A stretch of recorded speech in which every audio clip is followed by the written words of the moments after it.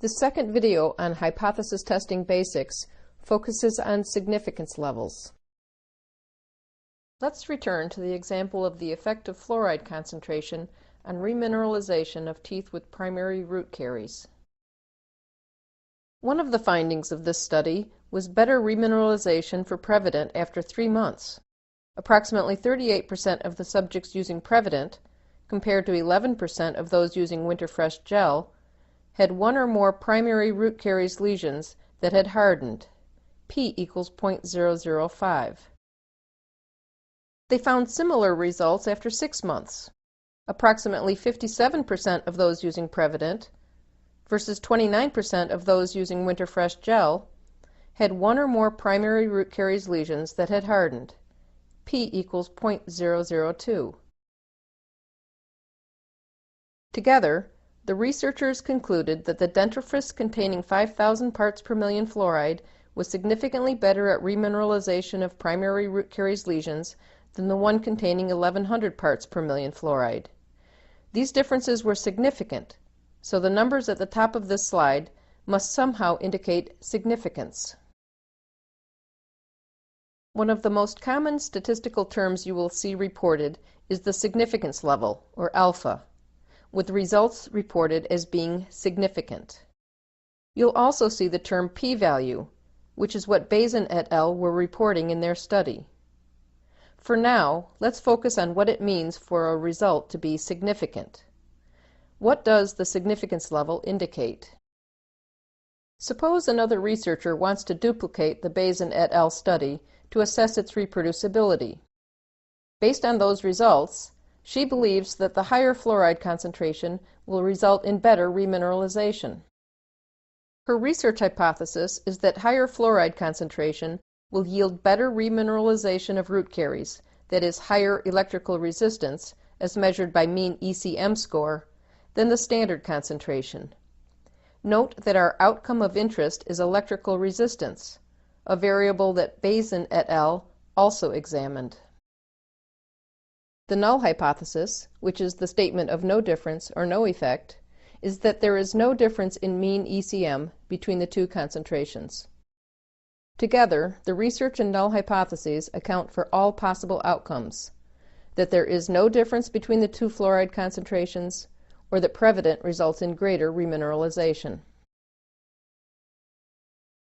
The researcher begins by assuming that the null hypothesis is true, and then sets up a model representing this hypothesis. The x-axis shows all the possible values she can get for the sample mean difference when there is no real difference in remineralization. Mean differences favoring Prevident fall above 0, and mean differences favoring Winterfresh gel fall below 0. The total area under this distribution represents a proportion of 1, or a percentage of 100. So again, this represents all of the values or outcomes when there is no real difference between the two toothpastes. The area between any 2 points on the distribution represents the probability of obtaining this range of values when the null hypothesis is true. It is important to understand that area, proportion, and probability mean the same thing and can be used interchangeably. Although most of the potential sample mean differences are near 0, it is still possible to get values out in the tails of this distribution. In other words, values relatively far away from the mean difference of 0 are possible, even when there is no real difference. This is because samples fluctuate, and therefore results can vary from what we might expect to see when there are no real differences. The researcher believes that the higher fluoride concentration, Prevident, will result in better remineralization, so she's only looking for differences in the upper tail. Because she's only looking in one direction, this is called a one-tailed or directional hypothesis test.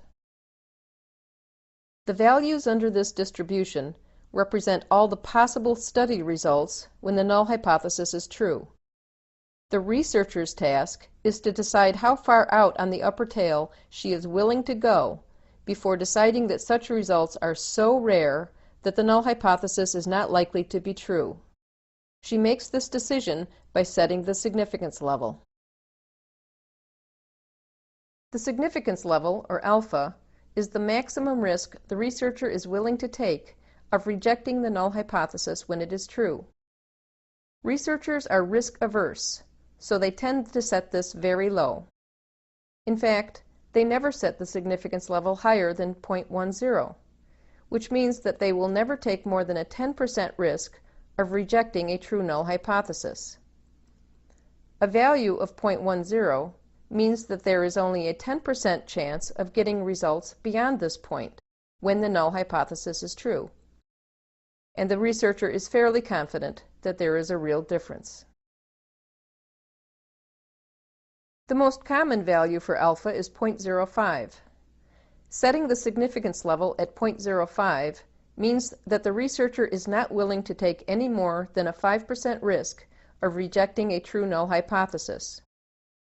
Because there is only a 5% chance of getting results beyond this point when the null hypothesis is true, the researcher again is fairly confident that there is a real difference.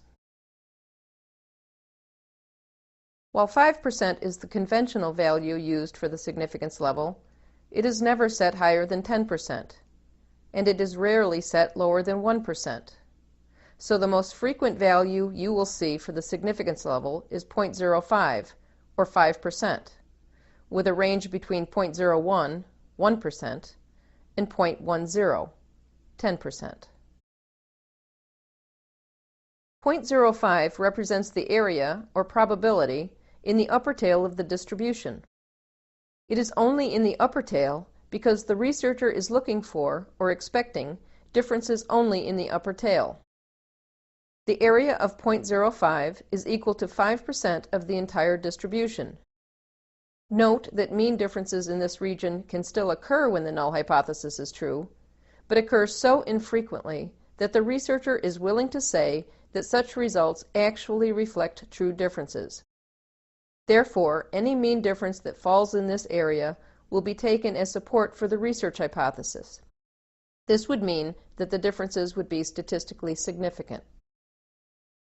Once the researcher has set the significance level, she has a decision rule to follow when she collects her data and runs statistical tests. Any result that can occur by chance, that is, when there are no real differences, less than 5% of the time, will lead to rejection of the null hypothesis. For this reason, this area is often referred to as the rejection region. To summarize, the researcher begins her study by stating the null and research hypotheses, then constructs a model of the distribution that represents all the possible results she could get when the null hypothesis is true. Next, she sets the significance level, alpha. This represents her maximum allowable risk of rejecting a true null hypothesis, of saying there is an effect when there isn't one. Setting the significance level provides the researcher with a decision rule to follow after she collects her data and analyzes the results. The next video in this series focuses on the p-value and how the researcher decides whether her results support her research hypothesis.